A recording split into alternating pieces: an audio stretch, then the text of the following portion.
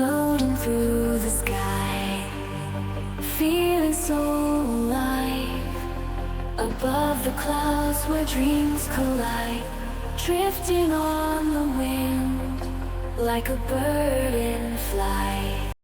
In the heart of the City of Heroes stands a modern public space that has become a new symbol of pride for the people of Surabaya.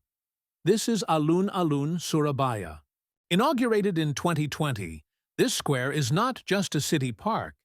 It is also a space for cultural expression and community creativity. Complete with a basement, art gallery, exhibition area, and performance stage, Surabaya Square is designed as an open and inclusive public space. One of its unique attractions is the underground area, which is located right below the ground surface.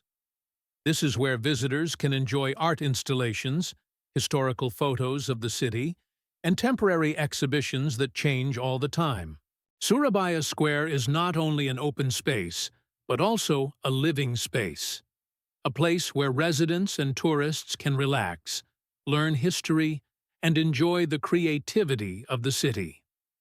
A proof that Surabaya continues to grow without forgetting its roots. Assalamualaikum warahmatullahi wabarakatuh. Saya Arifian. Saya Hernandez. Saya Panca Azari.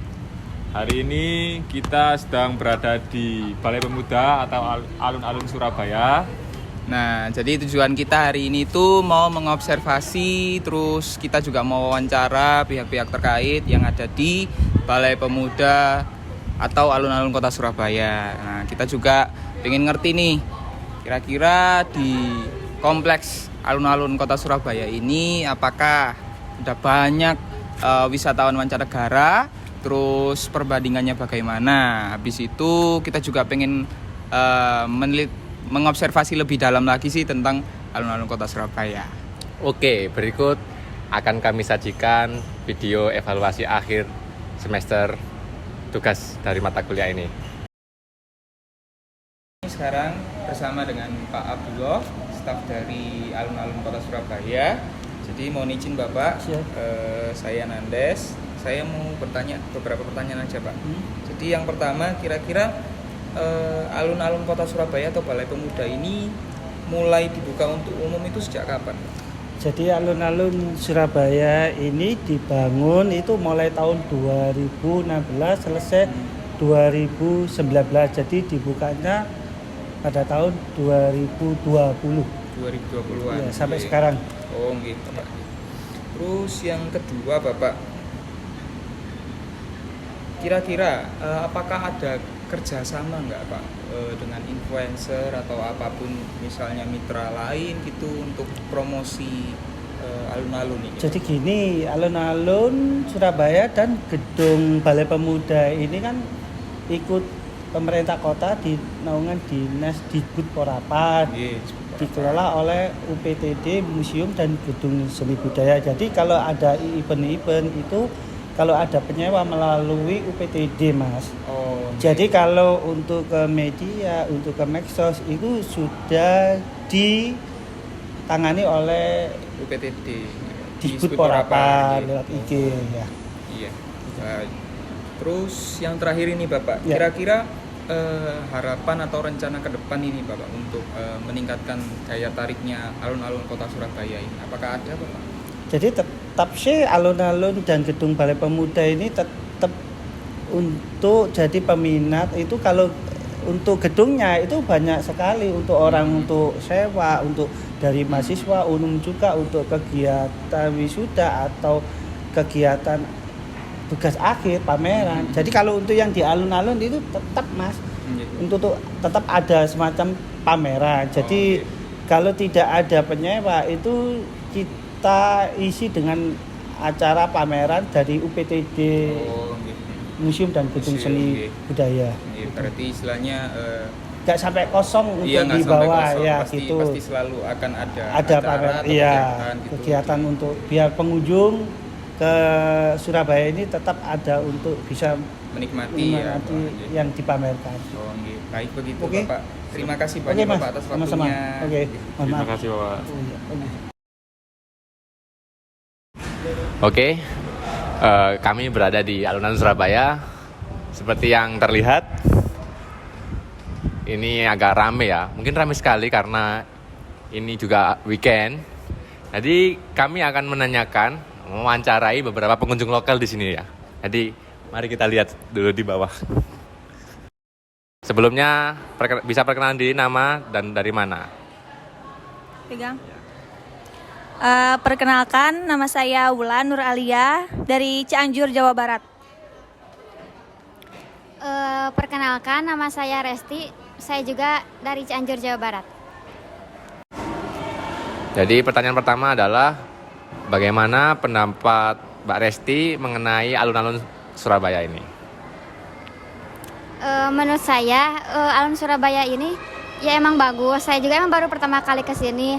Terus tempatnya estetik ya buat foto-foto. Terus bagus juga buat didatengin sama kalangan anak-anak, dewasa, remaja gitu. Terus bagus juga buat belajar gitu, baca-baca, kan ada sejarah. Gitu aja sih. Mungkin ada sudut-sudut tertentu yang Mbak Wulan sukai atau semua disukai atau bahkan nggak ada yang disukai. Bagaimana, Mbak? Ada sih, setiap sudut juga suka, soalnya estetik gitu ya buat foto-foto. Apalagi buat kalangan remaja gitu kan, suka pilih-pilih spot foto yang bagus. Bagus sih, semuanya bagus. Oke, berarti overall bagus lah ya alun-alun Surabaya ini. Lalu pertanyaan selanjutnya yaitu, apakah tempat ini cocok untuk kegiatan-kegiatan festival seperti festival atau event-event pameran atau bahkan event publik lainnya? Apakah tempat ini cocok untuk event-event tersebut?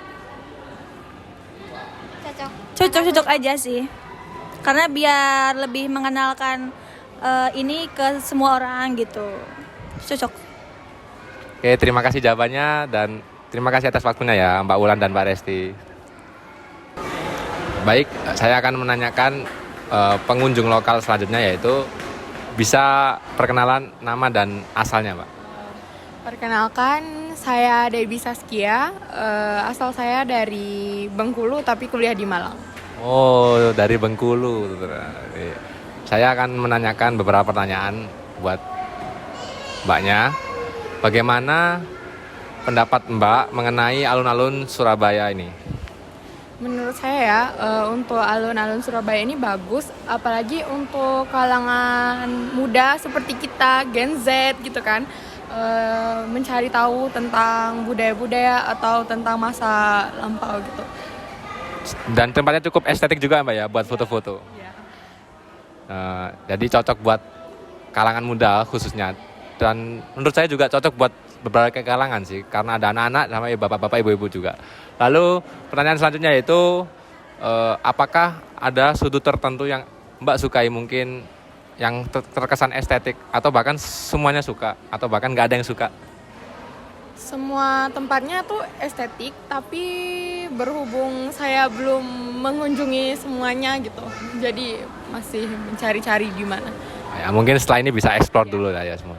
Lalu pertanyaan terakhir yaitu, apakah tempat ini cocok untuk penyelenggaraan event seperti festival atau pameran seni lainnya lah, event-event publik lainnya, apakah cocok? Cocok banget sih Mas, apalagi kan banyak pendatang-pendatang tuh kan dari Surabaya, jadi pasti orang-orang pada kesini tuh. Oke. Saya nih misalnya nih. Oke, jawaban yang bagus. Terima kasih atas waktunya, Mbak. Oke, saya akan menanyakan beberapa pertanyaan kepada pengunjung selanjutnya, yaitu bisa perkenalan dulu nama dan asalnya. Halo, perkenalkan aku Yeksi Margareta Sari. Aku mahasiswa dari Universitas 17 Agustus 1945 Surabaya. Asal? Asalnya aku asli Magetan, tapi sekarang sudah berdomisili di Sidoarjo. Jadi bukan asli Surabaya, jadi mungkin bisa saya tanyakan seputar ini. Yang pertama adalah, bagaimana pendapat Mbak Yeksi mengenai alun-alun Surabaya?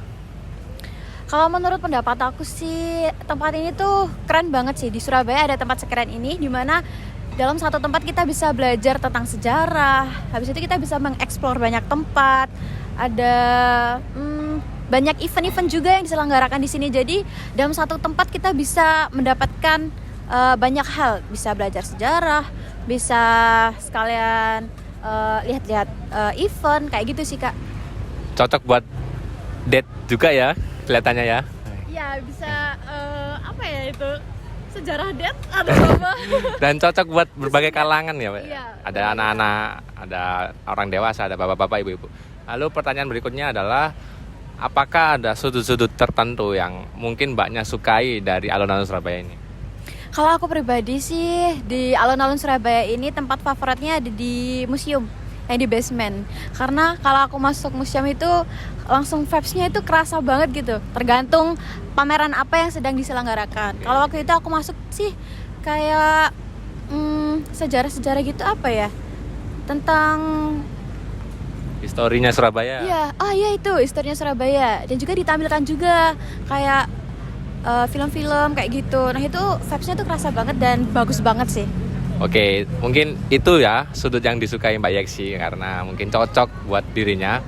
Lalu pertanyaan terakhir adalah apakah alun-alun Surabaya cocok juga untuk penyelenggaraan event seperti yang kita lihat sekarang ada beberapa tenan dan ada event musik juga. Apakah cocok untuk event-event publik lainnya, Pak? Tentunya sih sangat cocok ya Kak. Bisa dilihat sendiri di sana udah ada event Hari Narkoba ya kalau nggak salah. Ya. Terus kebetulan saya juga di sini sebagai selaku panitia event musik yang diselenggarakan di alun Surabaya. Jadi sangat cocok dan recommended banget. Oke, jawaban yang cukup bagus dari Mbak Yeksi. Terima kasih atas waktunya. Selesai. Paham.